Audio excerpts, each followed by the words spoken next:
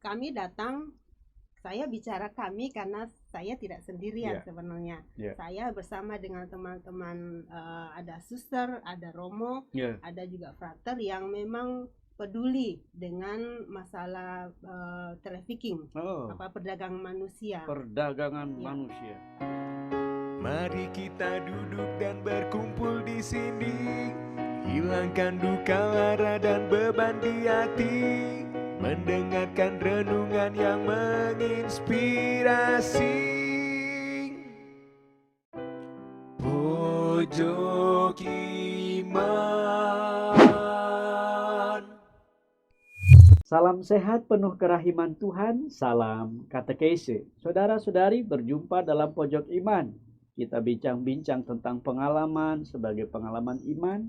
Syukur bisa dibagi-bagi, meneguhkan Anda dan saya dalam pergumulan hidup kita sehari-hari. Semoga pengalaman dalam Pojok Iman ini boleh menjadi kisah-kisah kehidupan atau master of story. Hari ini pada kesempatan yang indah ini saya ketemu dengan seorang suster. Siapa namanya nanti biar dia memperkenalkan diri.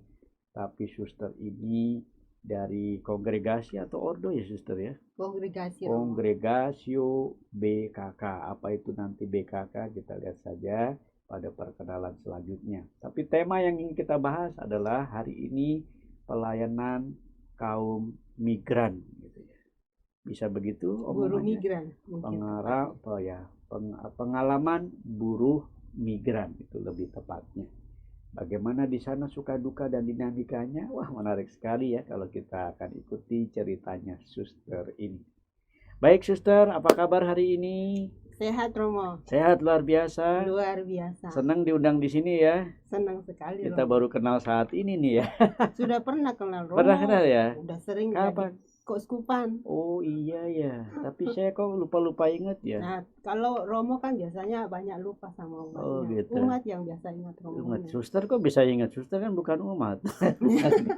Baik ya. Baik teman-teman, kita ketemu dengan suster. Namanya suster, boleh kenalin diri, asal daerahnya, karya di mana coba? Nama saya Suster Agustina Sondamase BKK.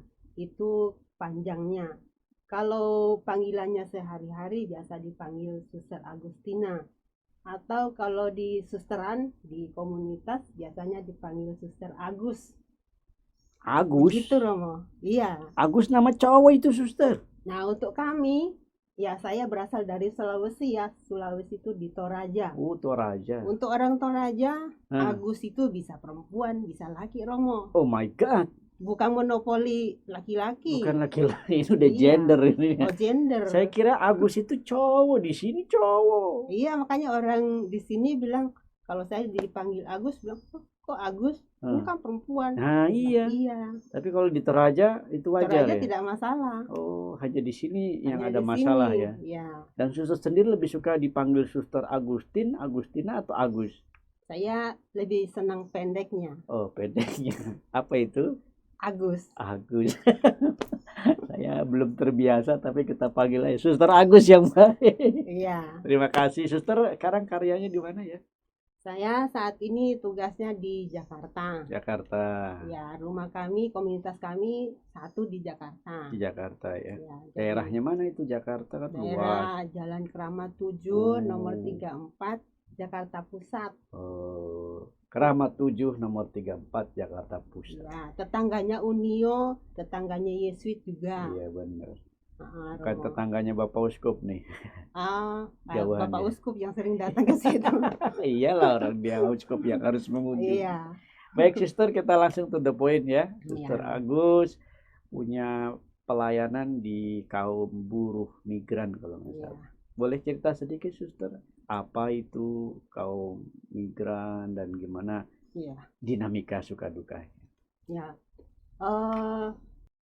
kalau bicara soal kaum buruh migran ini lebih pada mereka yang bekerja di luar negeri, macam-macam dari daerah mana-mana bekerja di luar negeri lalu dideportasi karena mereka pergi tidak pakai dokumen, tidak pada paspor, tapi begitu mereka pergi dengan melalui jalan tikus, orang cerita. Jalan tikus itu bisa naik kapal tanpa dokumen. Lalu sampai di sana, ya yang beruntung tidak ketahuan ketangkap polisi ya bisa kerja bertahun-tahun.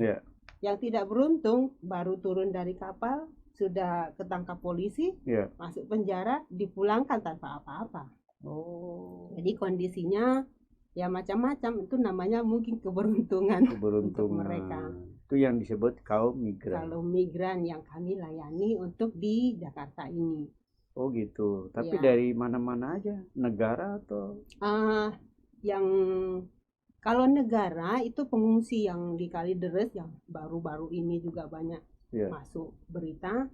Tapi kalau itu kami kunjungi juga. Kami kunjungi karena, tapi sebenarnya fokus kami itu yang di Bambu Apus, yang orang Indonesia bekerja di luar negeri, berburu migran di luar negeri, dideportasi karena bermasalah, harus ditampung di RPTC. RPTC itu shelter penampungan dari dinas sosial, milik dinas sosial, milik negara, dan mereka ditampung di situ karena banyak.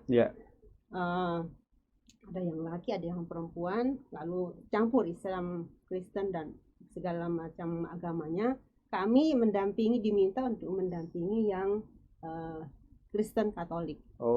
Ada pendampingan rohani yang secara keagamaannya gitu ya. Maka suster diminta ya?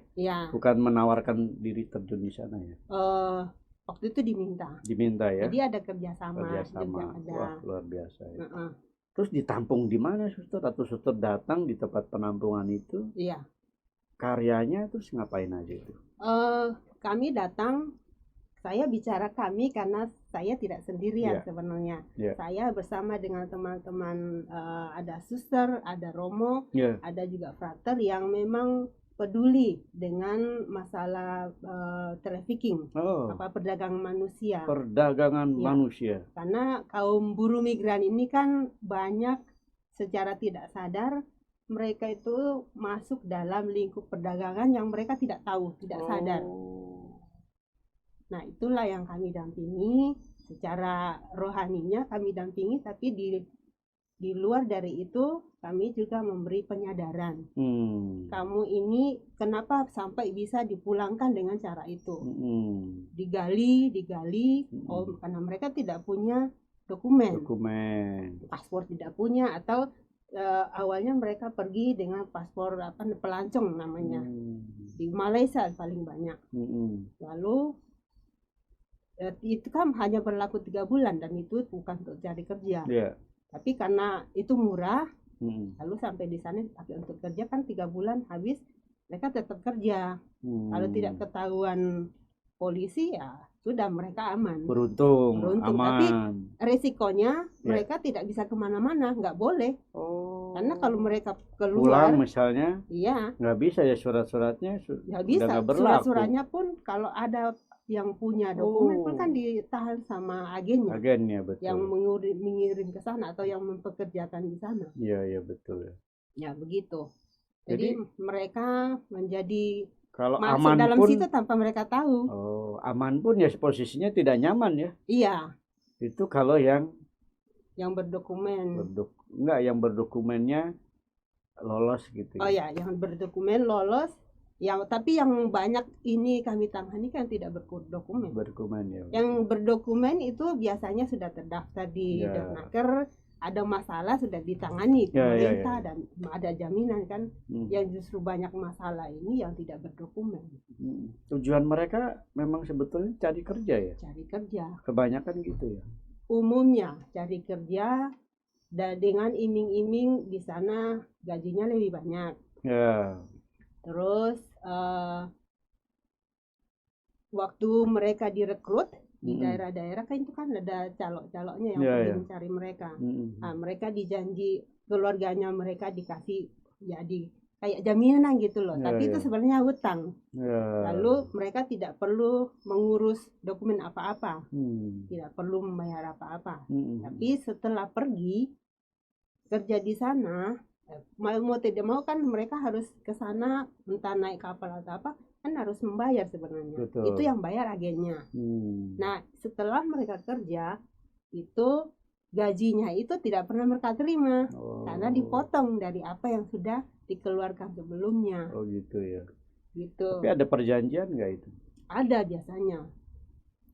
Kalau yang legal itu jelas ada MOU-nya, perjanjiannya, kontrak kerja lah. Kalau yang perdagangan tidak sadar itu diperdagangkan. Ya itu karena mereka tidak tahu, sampai di sana juga mereka mau kerja apa tidak tahu.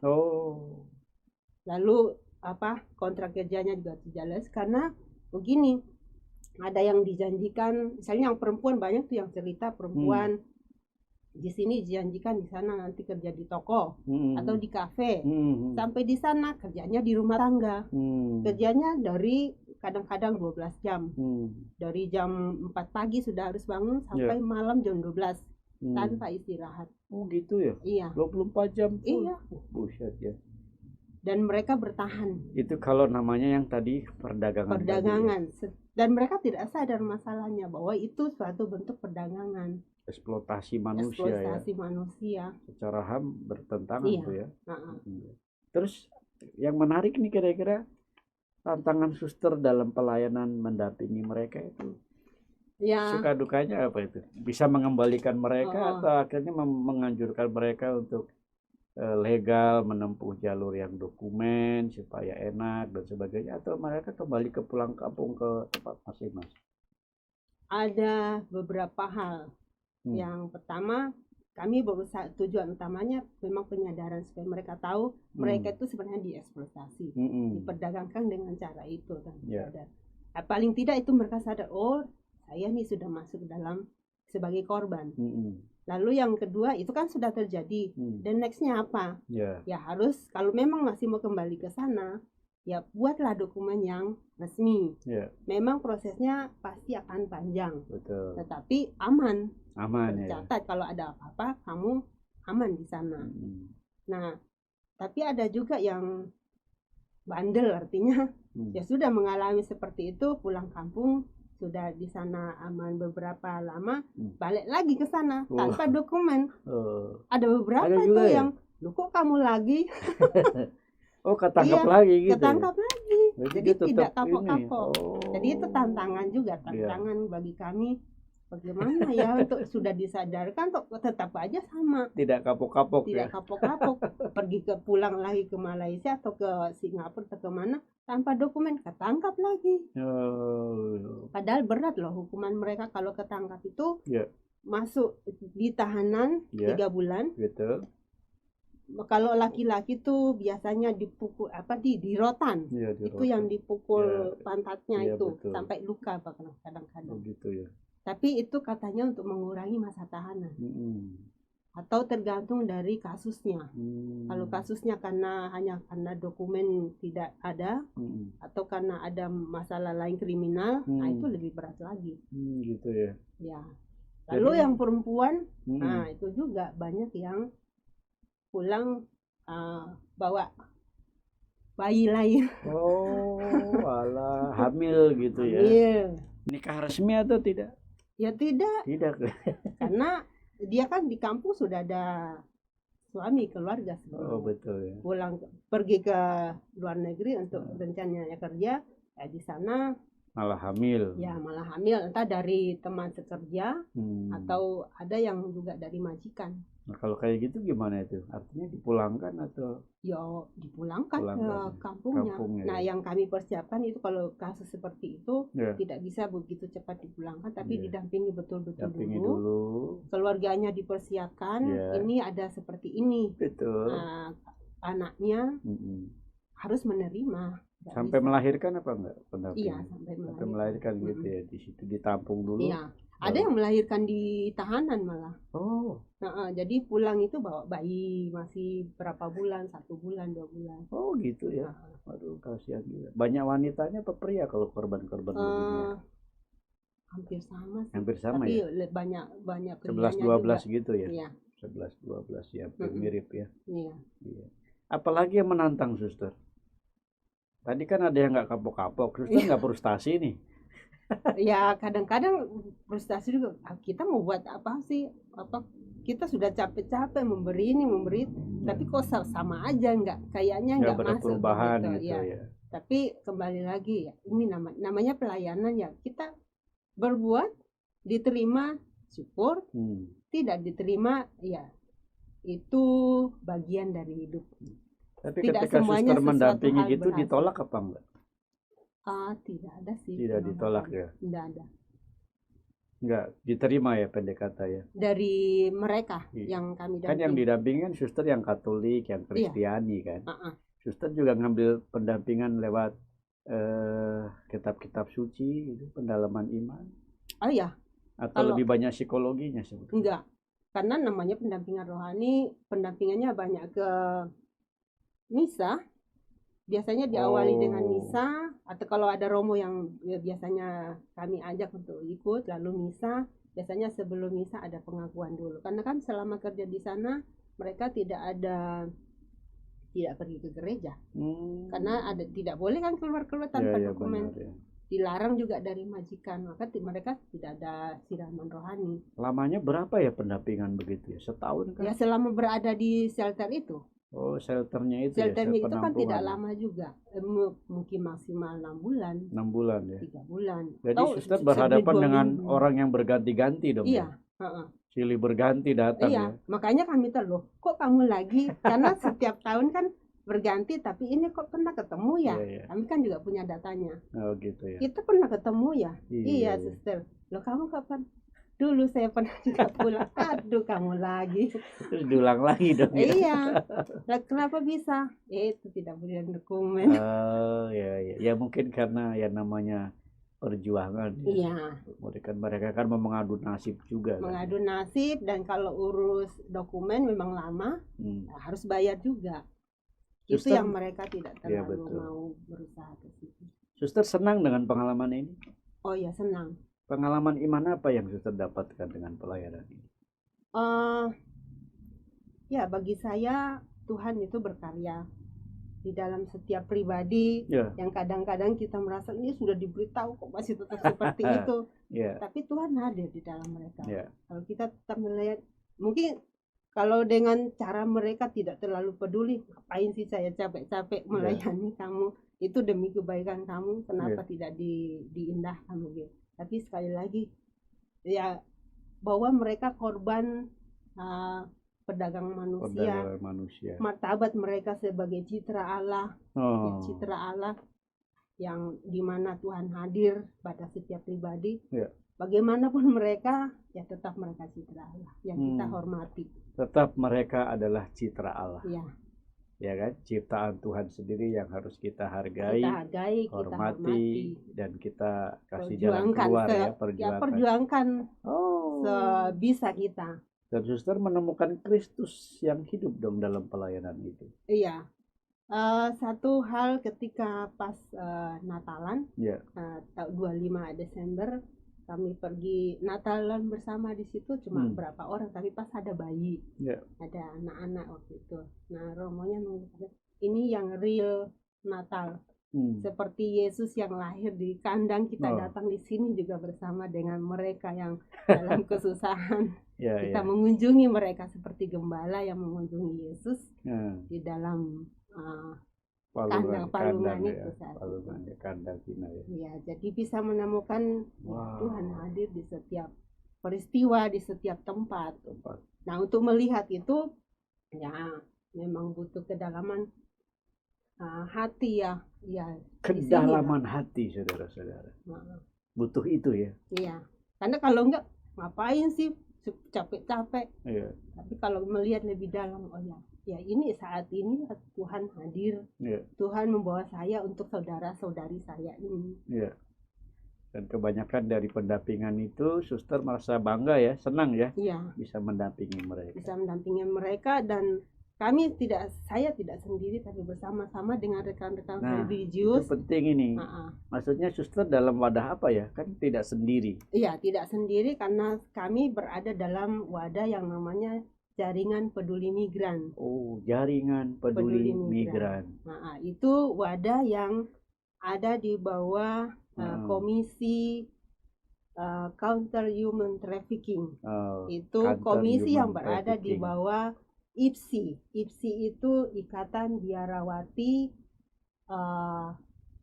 IPSI ya, Ikatan Biarawati seluruh Indonesia. Ini kongregasi religius perempuan ya? Iya, khusus yang perempuan. Religius kan banyak tuh juga yang pria. Laki-laki perempuan, tapi ini khusus perempuan. Punya komitmen itu ya? Iya, dan punya komisi, satu-satunya komisi yang namanya CWTC ini.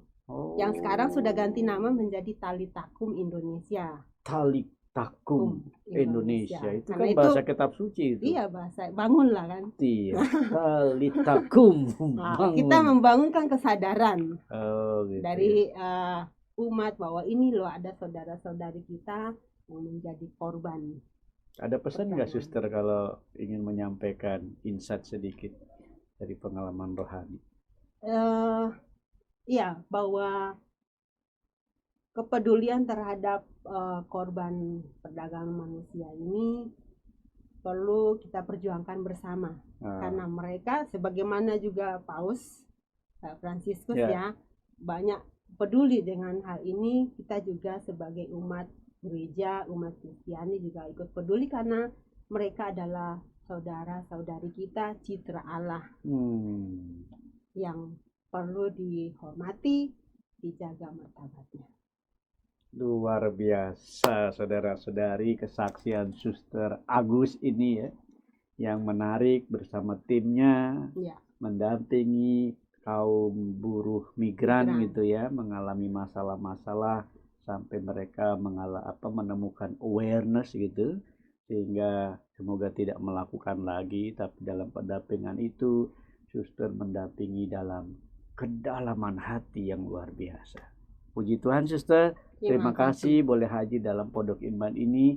Dan inilah saudara-saudari, inspirasi yang kaya dalam pelayanan cinta kasih kita untuk sesama, khususnya mereka yang ada dalam korban-korban ketidakadilan.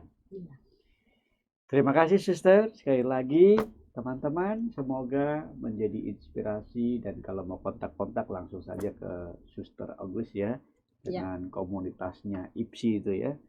Siapa tahu kaum awam boleh terlibat jaringan peduli migran nih, luar biasa. Oke, angin meniup, pohon cemara, goyang seperti tangan penari. Wartakan damai sejahtera dalam hidup sehari-hari. Mari kita duduk dan Thanks for watching guys. Pojok Iman.